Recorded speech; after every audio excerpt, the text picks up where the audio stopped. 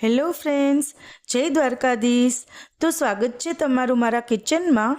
મિત્રો, અત્યારે પવિત્ર જયા પાર્વતી વ્રત ચાલી રહ્યું છે। આ વ્રત કરનાર બહેનો માટે આજે હું લઈને આવી છું એકદમ સરળ અને સ્વાદિષ્ટ ફરાળી ભાખરીની રેસીપી। આ ભાખરી તમે અલુણા વ્રત દરમિયાન બનાવીને ખાઈ શકો છો। ઓછા સામાનમાં સરળ અને ખૂબ જ સ્વાદિષ્ટ બનતી આ ફરાળી ભાખરી કેવી રીતે બનાવવી તે આજે આપણે જોઈશું। તો ચાલો મિત્રો, શરૂ કરીએ આજની પવિત્ર વ્રત સ્પેશિયલ રેસીપી। તો અહીંયા મેં એક બાઉલમાં રાજગરાનો લોટ લીધો છે, જે આપણે તૈયાર પેકિંગ આવે છે તે મેં લીધો છે। તો આપણે એક બાઉલમાં કાઢી લઈએ। તો મેં એક વાટકીના માપ પ્રમાણે લીધો છે। હવે એમાં 1 ચમચી ઘી એડ કરશું અને એનો ડો તૈયાર કરી લઈએ। તો આપણે થોડું થોડું પાણી આમાં એડ કરી અને આપણે એનો લોટ બાંધવાનો છે। તો મેં અહીંયા ઘી એડ કર્યું છે, તો તમે તેલ પણ એડ કરી શકો। એટલે તેલ અથવા ઘી એડ કરવાનું હોય છે અને બંને પણ એડ કરી શકો કે આપણે 1 ચમચી તેલ એડ કર્યું છે તો અડધી ચમચી એમાં એડ કરી શકાય। તો હવે આપણે થોડું થોડું પાણી એમાં એડ કરી અને આપણે લોટ બાંધી લઈએ। તો આપણે બહુ કઠણ પણ નહીં અને બહુ ઢીલો પણ નહીં, એ રીતનો આપણે લોટ બાંધવાનો છે। તમે જોઈ શકો છો। તો આપણે અહીંયા લોટ બંધાઈ ગયો છે। હવે આપણે ગેસ ઓન કરી અને લોઢી ગરમ કરવા રાખી દઈએ। તો હું અહીંયા આ ભાખરી છે તે લોઢીમાં કરું છું, તમે ચાહો તો તાવડીમાં કરી શકો છો। હવે આપણે અહીંયા વણવાનું, આપણે એક નાનું લુવું લઈને એક નાની ભાખરી તૈયાર કરશું। પછી આપણે ભાખરી વણવાનું ચાલુ કરીએ, કેમ કે હું જ્યારે પણ કાંઈ પણ રોટલી ભાખરી અથવા રોટલા પરાઠા કાંઈ પણ કરું ને, તો હું નાની એક આપણે જે ચાનકી કહેવામાં આવે છે એ હું કરું છું, પછી જ હું શરૂઆત કરું। તો હવે આપણે ભાખરી વણવાનું પણ ચાલુ કરશું। તો સૌથી પહેલાં આપણે કોરો લોટ એમાં છાંટી લઈએ અને પછી આવી રીતે એને પ્રેસ કરી અને વણી અને એને વારી લઈશું। તો આ રીતે પહેલાં વણી અને પછી એને આ રીતે વારી લેશું, જેમ આપણે રોટલીને વારીને કરીએ એ રીતે જ।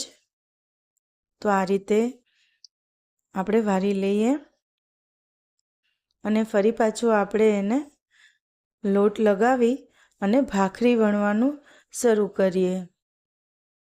તો આ રીતે બધી જ બાજુથી પ્રેસ કરી લઈએ લોટને અને હવે હળવે હાથે આપણે ભાખરી વણી લઈએ। તમે જોઈ શકો છો। અને ફાટી ન જાય કોરમાંથી તે ધ્યાન રાખવાનું। તો હળવે હાથે વણવાનું છે અને જરૂર પડે તો આપણે કોરો લોટ એમાં છાંટવાનો, કે જેથી કરીને આપણે સહેલાઈથી વણી શકીએ। તો તમે જોઈ શકો છો કે ભાખરી છે તે આપણે વણાઈ ગઈ છે। એટલે મેં બહુ પાતળી પણ નહીં અને બહુ જાડી પણ નહીં, એ રીતની વણણી છે, તમે જોઈ શકો છો। હવે આપણે વેલણથી એમાં કાણા પાડી લઈશું। તો આ રીતે બધાયમાં એમાં કાણા પાડી લેવાના।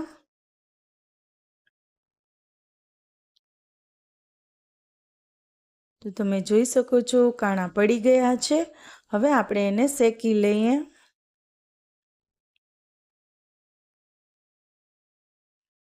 તો આ રીતે,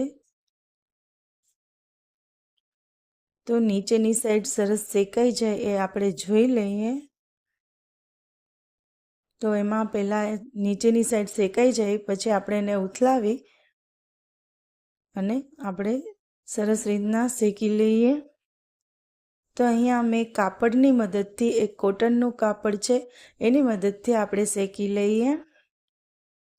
તો આ રીતે શેકવાથી ભાખરી સરસ ક્રિસ્પી થાય છે અને બધી બાજુ સરસ શેકાઈ જાય છે। તો ફ્રેન્ડ્સ, તમે કઈ રીતે કરો એ મને કમેન્ટમાં જરૂરથી જણાવજો.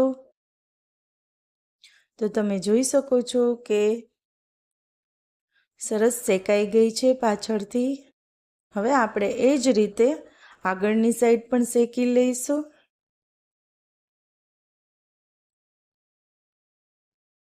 તો ફ્રેન્ડ્સ, તમે આ રીતે એકેવાર ન બનાવી હોય ફરાળી ભાખરી તો એકવાર જરૂરથી ટ્રાય કરજો અને તમારો અનુભવ મને કમેન્ટમાં કહેજો. તો તમે જોઈ શકો છો કે આપણી ભાખરી છે તે સરસ ચોળવાઈ ગઈ છે. બંને તરફ પણ સરસ શેકાઈ ગઈ છે, જોઈ શકો છો તમે. અને તમે ચીપિયા વડે પણ સીધી ગેસમાં આપણે જેમ ફુલકા રોટલી કરીએ એ રીતે પણ તમે શેકી શકો. અને આ રીતે કોટનથી પણ તમે શેકી શકો ભાખરીને.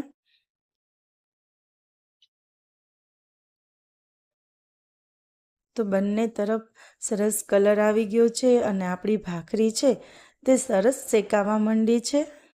તો આપણી ભાખરી છે તે સરસ શેકાઈ ગઈ છે. હવે આપણે એમાં ઘી લગાવી લઈએ. તો આ રીતે બધી જ સાઈડમાં આપણે ઘી લગાવી લઈએ. તો ફ્રેન્ડ્સ, તમને આ ફરાળી ભાખરીની રેસીપી કેવી લાગી તે મને કમેન્ટમાં જરૂરથી જણાવજો. અને મારી ચેનલને સબસ્ક્રાઈબ ન કરી હોય તો સબસ્ક્રાઈબ કરી લેજો, જેથી કરીને આવનારા વિડીયોના નોટિફિકેશનની માહિતી તમારા સુધી પહોંચતી રહે. Thank you for watching. By.